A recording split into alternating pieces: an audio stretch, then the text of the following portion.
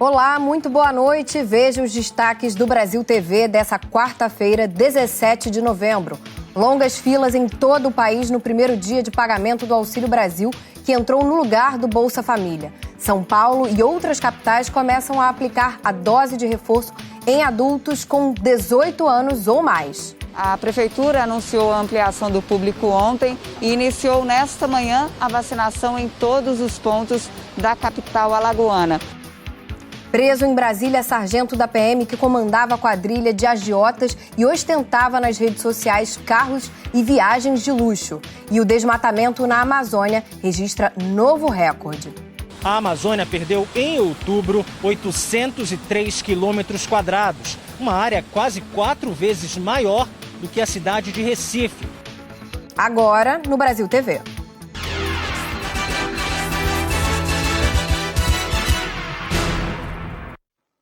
Muitos brasileiros acordaram cedo hoje e formaram longas filas por todo o país atrás do Auxílio Brasil. O benefício do governo federal, que vai substituir o Bolsa Família, começou a ser pago nessa quarta-feira. Mas muita gente ainda tem dúvidas e a gente reforça que quem estava recebendo o Bolsa Família não precisa ir para a fila. Ainda na madrugada, as pessoas começaram a chegar nesta agência da Caixa Econômica Federal na zona norte do Recife. Perto das 8 horas, pouco antes de abrir, a fila já estava enorme, virando a esquina. Micharlane recebia o Bolsa Família e hoje veio sacar o dinheiro do Auxílio Brasil. Recebo só o Bolsa Família, né? Que no caso agora é o Auxílio Brasil. Todo mês eu venho pra cá, aí hoje é a minha data, eu venho. Só tiro só aqui, que eu quando tinha cartão tirava na lotérica, mas como foi bloqueado o cartão, aí eu vim pra cá. Muita gente também veio porque quer saber se tem direito ao benefício, que entrou no lugar do Bolsa Família. Também teve gente atrás da última parcela do auxílio emergencial, liberada hoje para quem nasceu em outubro. O seu Moisés chegou aqui às 5h30 da manhã e agora também quer saber se vai ter direito ao dinheiro do novo programa social. Vou saber agora lá dentro se eu tenho direito a esse auxílio ao Brasil para ver se encaixa ou não. Em meio a tantas dúvidas sobre o Auxílio Brasil, muitas pessoas ainda sofreram com a falta de respeito. Teve gente que passou a madrugada na frente da agência para, quando amanhecer, vender vaga na fila por até R$30. Encontramos pedras e cocos que, de acordo com testemunhas, marcavam os lugares à venda. Nesta outra agência, na zona oeste da capital pernambucana, mais gente à espera. Há mais ou menos 2 anos eu recebo o Bolsa Família através do CRAS, né, que eu fiz o cadastro. O valor era 91, aí com esse auxílio emergencial de 4 meses com 150 e agora a média é 217, né? Estou aguardando para receber, para ver se vai ser esse valor ou valor menor, né? Marciele faz bicos para conseguir sustentar 2 filhos. Recebeu R$141 de ajuda do governo e ainda não sabe como vai conseguir pagar todas as contas. Só o básico que vai dar para comprar, que é o de sempre, fralda e algumas comidas. Para quem tem 2 filhos, receber R$41 e aumentou um pouco, dá para ajudar, mas não é o suficiente. Muita fila também em Fortaleza. Carla chegou cedo para sacar o Auxílio Brasil e ficou surpresa quando recebeu R$375 em vez de R$400. Para quem tem 3 crianças, pagar aluguel, água, energia, não é nada fácil. Não é fácil para ninguém. Em Salvador, uma longa fila se formou na porta da Secretaria de Promoção. Por lá, muita gente tentando atualizar o Cadastro Único, que é o principal instrumento do governo para a inclusão de famílias de baixa renda nos programas. Mas muitos relataram dificuldade para agendar o atendimento. A gente ligou para o número, acho que 156, foi pelo aplicativo, foi pela hora marcada e não conseguiu. Longas filas também foram registradas em Teresina, São Paulo e Belo Horizonte. É necessário, né? Final de ano, a gente sem dinheiro, sem nada. Eu vou receber esse em nome de Jesus. Em São Luís, Paula está atrás do Auxílio Brasil para sustentar o filho Ícaro. Agora estou na luta para ver se eu consigo receber o Auxílio Brasil para continuar comprando as coisas dele e ajudando nas demais coisas que ele precisar, né? As coisas necessárias. O dia mal tinha amanhecido e a fila na porta desse CRAS, em Santa Cruz, já era enorme. Muita gente virou à noite ao relento. Os primeiros chegaram ontem, às 10 da noite. Tudo é com luta, né? A gente tem que correr atrás dos nossos direitos, né? E fazer o quê? Tem que enfrentar, né? A Sulamita encarou esse sufoco com um filho de 2 meses no colo. Porque não tem ninguém para ficar, porque ele não fica com ninguém, só fica com a mãe, entendeu? Aí eu pedi para minha cunhada vir comigo também para ela me ajudar, entendeu? Ficar na fila. A pressa dessas pessoas é para atualizar o cadastro único, para tentar receber o Auxílio Brasil. E longas filas têm se formado desde a semana passada. Mas a orientação é que apenas quem estiver com os dados desatualizados deve procurar uma unidade do CRAS. O governo considera desatualizados cadastros com mais de 2 anos sem movimentações. Para quem já recebia o Bolsa Família, o cadastro será automático. Segundo uma estimativa da Prefeitura do Rio, das mais de 610 mil famílias inscritas no CAD Único, 303 mil estão com pendências no cadastro. A Cátia era uma delas e teve que enfrentar a fila várias vezes. Só na 4ª tentativa conseguiu ser atendida no CRAS. Da última vez eu tive que chegar aqui 2 horas da manhã. E já tinha pessoas aqui que tinham chegado à meia-noite. Eu já vim conseguir sair daqui, já era 3h20 da tarde. As filas também estão bem grandes nas agências da Caixa Econômica Federal, como nessa em Bom Sucesso. Além do novo auxílio, tem gente que está em busca da última parcela do auxílio emergencial. Estou desempregado, né? Não estou conseguindo trabalhar ainda, porque eu já deixei bastante currículo nas empresas, em loja. Vou comprar uma carninha para comer, comprar um arrozinho, um feijãozinho que não tem, né? Então, é isso que eu compro, entendeu? É o que dá, né, para comprar. E compro um bujão de gás, tá caro pra caramba, né, também. O valor médio do novo benefício é de R$ 217 por mês, mas pode aumentar no mês que vem, dependendo do tamanho e da composição de cada família. O governo tinha prometido um benefício de R$ 400, mas vai depender da aprovação de emendas para aumentar espaço no orçamento fiscal. Começou a ser pago hoje, mas só para quem tem NIS Final 1. O calendário de pagamentos segue até o dia 30 deste mês. No mês que vem, começa no dia 10 e vai até o dia 23 de dezembro. Para muitas dessas famílias, o benefício é a única forma de colocar comida na mesa. Eu só vim mesmo, enfrentei essa fila, esse sofrimento de 4 dias, porque eu preciso do dinheiro. Eu tenho um filho de 3 anos de idade. Não recebo pensão do pai, entendeu? Não tenho ajuda de ninguém, ainda moro de aluguel. Exatamente, são milhões e milhões de famílias brasileiras nessa mesma situação. Algumas capitais do país já estão aplicando a dose de reforço com um intervalo de 5 meses para a segunda dose da vacina. A mudança nesse intervalo foi anunciada ontem pelo Ministério da Saúde. A cidade de São Paulo começa a aplicar a dose adicional amanhã para quem tem mais de 18 anos.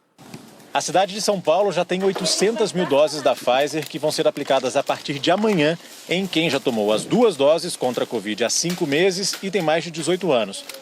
Só que para a vacina chegar a todos os 469 postos da capital paulista, o trabalho começa nessa central de logística da prefeitura. A gente consegue, em 6 horas, fazer com que esse imunobiológico ele escoe pela cidade toda e chegue até o braço do munícipe, coisa que antes a gente demorava cerca de 24 a 48 horas. O secretário de Saúde de São Paulo disse que mais de 98% dos adultos já tomaram a segunda dose da vacina e que a dose de reforço é para evitar que o número de casos, principalmente os graves, volte a subir. Nós estamos vendo o cenário da Europa e também da Ásia, os casos retornando. Quanto mais cedo avançarmos nesse processo de vacinação da dose de reforço, mais nós teremos a população protegida. O Ministério da Saúde anunciou ontem essa redução no intervalo entre a segunda dose e a de reforço para 5 meses. Essa dose adicional vai ser de preferência da Pfizer, mas se ela não estiver disponível, outra vacina pode ser aplicada. Já quem tomou a Janssen vai precisar de uma segunda dose da vacina depois de 2 meses da primeira e 5 meses depois a de reforço, preferencialmente de outro fabricante. O governo tomou a decisão baseado em vários estudos, como o da própria farmacêutica Johnson & Johnson, que mostram que a dose adicional aumenta a proteção contra a Covid. Vacinas salvam vidas, gente. Outras capitais também já começaram a antecipar essa dose de reforço, como Maceió. André Rezende. Olá, Maceió começou a aplicar hoje a dose de reforço em adultos com 18 anos ou mais. A Prefeitura anunciou a ampliação do público ontem e iniciou nesta manhã a vacinação em todos os pontos da capital alagoana. A movimentação foi intensa durante todo o dia. Pessoas a partir de 18 anos que já tomaram as 2 doses dos imunizantes AstraZeneca, Coronavac e Pfizer, com 5 meses completados, podem ser vacinadas. Em relação à segunda dose da Janssen, a Prefeitura aguarda o envio de nova remessa do imunizante para vacinar o público. André Rezende, para o Brasil TV. Por falar nisso, o Ministério da Saúde promete distribuir a vacina da Janssen para os estados e municípios a partir de sexta-feira. Hoje, o ministro Marcelo Queiroga garantiu também que terá doses suficientes para vacinar toda a população no ano que vem. Nós temos mais de 500 milhões de vacinas para o ano de 2021. Nós já divulgamos o calendário em relação ao ano de 2022. Até antecipamos, né? Porque não estava previsto aplicar a dose de reforço já agora. E por que fizemos isso? Porque temos doses. Em Fernando de Noronha, o uso de máscara em locais abertos deixou de ser obrigatório a partir de hoje. Natália Dielu. Olá, pessoal do Brasil TV. Moradores e turistas não têm mais a obrigação de usar a máscara de proteção contra a Covid-19 ao ar livre em Fernando de Noronha. Essa mudança passa a valer a partir de hoje. Segundo o governo do estado de Pernambuco, a decisão foi tomada porque todos os adultos que moram na ilha já tomaram as 2 doses da vacina e os turistas precisam estar imunizados para desembarcar em Noronha. Fernando de Noronha foi o primeiro lugar em Pernambuco a liberar o uso da máscara em ambientes abertos. As festas de final de ano também foram liberadas na ilha e o governo do estado vai promover no dia 31 de dezembro o Réveillon dos vacinados lá em Noronha. No Rio, um decreto da Prefeitura, publicado hoje, liberou o uso de máscaras em academias e centros esportivos na cidade. Mas elas permanecem obrigatórias nesses locais por causa de uma decisão anterior do governo do estado. O Danilo Vieira explica pra gente. Logo de manhã, bem cedinho, a Prefeitura publicou no Diário Oficial uma lei flexibilizando o uso das máscaras nos centros de treinamento e nas academias de ginástica, isso para as pessoas que completaram o esquema de vacinação. Da turma que acordou cedinho para malhar, para fazer exercício, alguns aproveitaram a novidade e tiraram a máscara, mas muitos permaneceram com a proteção, questão de cautela. E aí que veio a questão central. Durante a manhã, essa questão é importante, a flexibilização concedida pela Prefeitura do Rio só passa a valer no momento em que houver também uma flexibilização do governo do estado e isso ainda não aconteceu. De acordo com o secretário estadual de saúde, Alexandre Chieppi, o tema até foi discutido na semana passada pelo Comitê Científico, mas ainda não houve um consenso. Então segue valendo a medida mais restritiva e o uso da máscara continua obrigatório em todos os espaços fechados. A gente lembra que aqui no Rio de Janeiro, aqui na capital, o uso de máscaras em espaços abertos ele foi flexibilizado desde o finalzinho do mês passado, graças ao sucesso da campanha de vacinação. Sempre bom a gente dizer. De acordo com o último balanço, quase 76% da população total já tomaram as 2 doses da vacina ou já completaram o esquema de imunização. Mas aqui nas academias, por enquanto, segue essa questão de não saber se pode ou se não pode. No próximo bloco, o sargento da Polícia Militar é preso no Distrito Federal. Ele era o chefe de uma quadrilha de agiotas e ostentava riqueza nas redes sociais. E um triste recorde: desmatamento na Amazônia atinge o pior índice em 10 anos. A gente volta já já.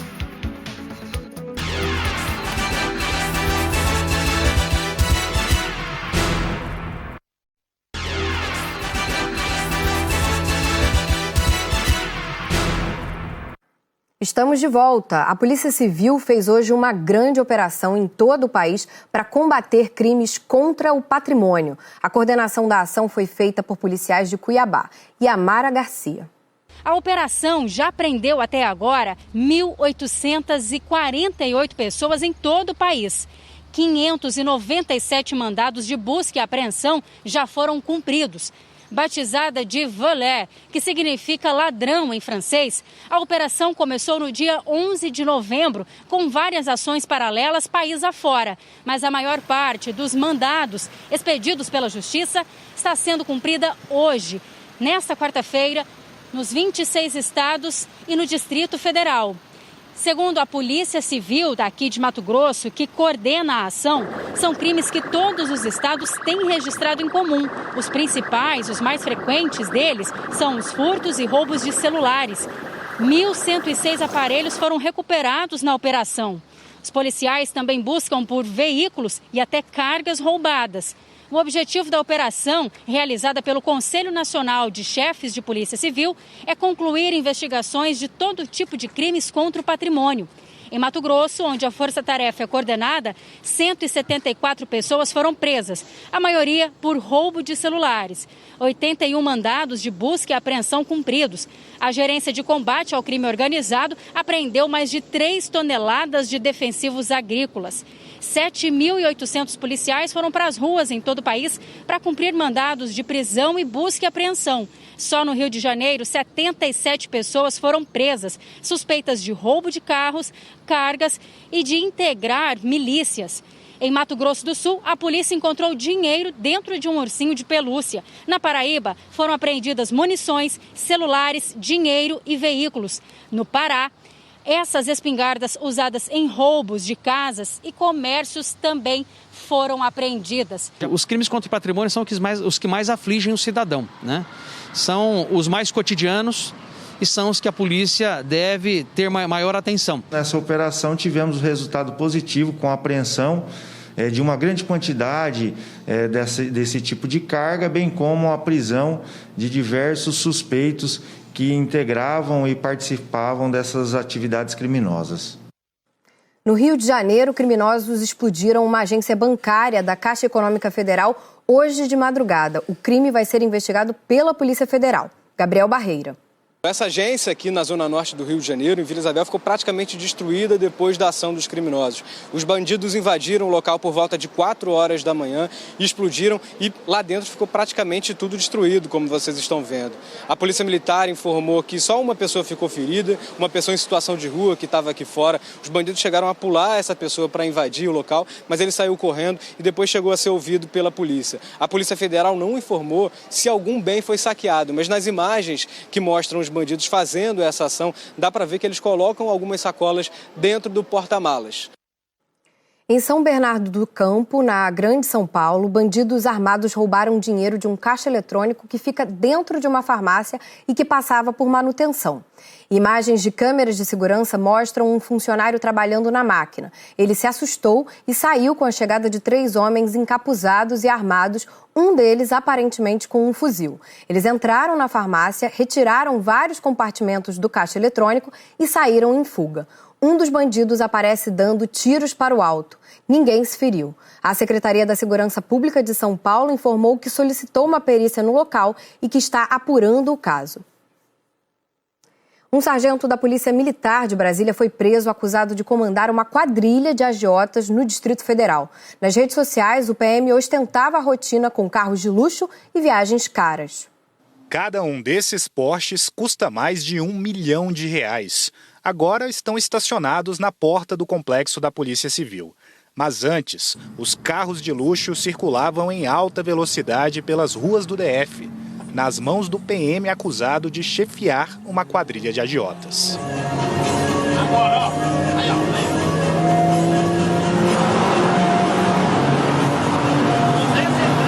O desrespeito às leis de trânsito também ocorria à noite, a mais de 200 km por hora.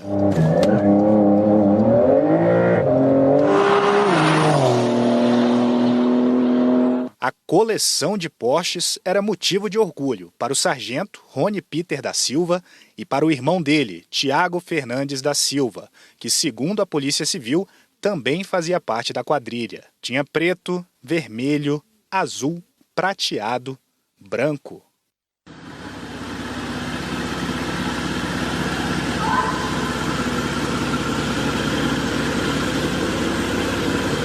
Esse verde foi o último localizado pelos policiais. está registrado em nome do pai dos irmãos que foram presos. Ao todo, 4 veículos foram apreendidos com autorização da Justiça.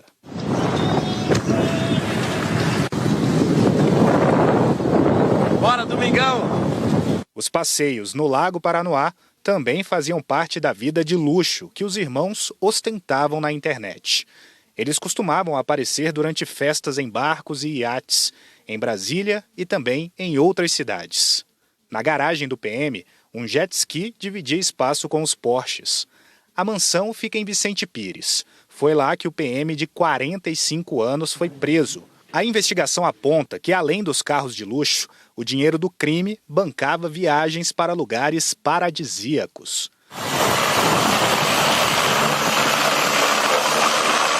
Portugal, Espanha, Copa do Mundo na Rússia, China, Tailândia, Abu Dhabi e Dubai. Segundo a polícia, um estilo de vida incompatível com a remuneração do PM.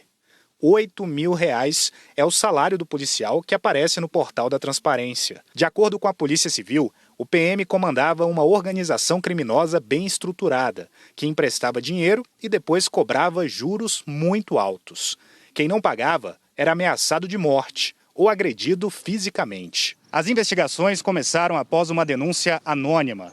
Durante a apuração, a Polícia Civil tomou conhecimento que integrantes da quadrilha sacaram mais de R$1.3 mil em dinheiro vivo. Esses indivíduos, acaso condenados, vão responder pelos crimes de usura, extorsão e lavagem de capitais, podendo pegar penas que superam os 10 anos de reclusão. 6 pessoas foram presas e um suspeito está foragido em São Paulo. R$8 milhões foram bloqueados. Segundo a polícia, esse valor foi movimentado num período de 6 meses.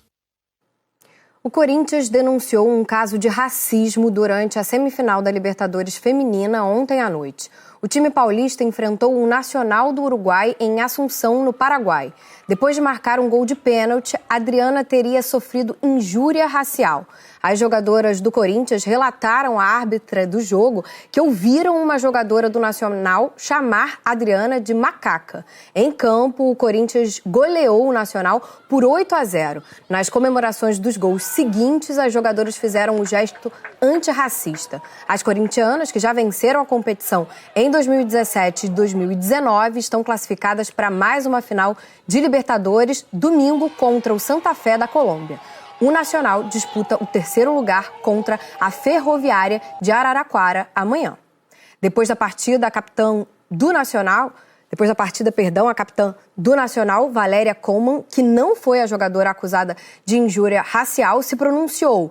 Ela disse, abre aspas, quero publicamente pedir desculpas se alguém se sentiu ofendida por uma de nós. Não era a nossa intenção. Fecha aspas. Em nota, o Corinthians disse que tomou conhecimento do relato das atletas a respeito da injúria racial, que se solidariza com a Adriana e as demais jogadoras e que a delegação feminina terá todo o suporte do departamento jurídico para a apuração e punição desse ato inaceitável. A Confederação Sul-Americana de Futebol, a Conmebol, ainda não se manifestou.